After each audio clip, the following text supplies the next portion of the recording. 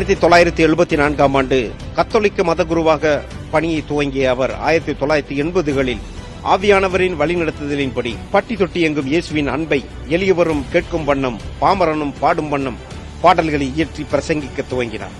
அன்று அவர் மனதில் பற்றிய தீப்பொறி இன்னும் வேகமாக பற்றி எரிய துவங்கியது. காட்டுத்தீ போல எங்கும் பற்றி எரிய ஆரம்பித்தது.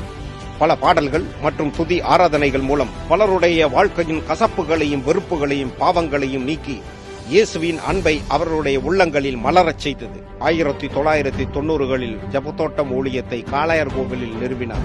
அத்தலம் இன்னும் பல்லாயிரக்கணக்கான மக்களுக்கு ஆண்டவரின் அன்பை உணரச் செய்யும் ஒரு கலங்கரை விளக்கமாக காட்சியளித்துக் கொண்டிருக்கிறது.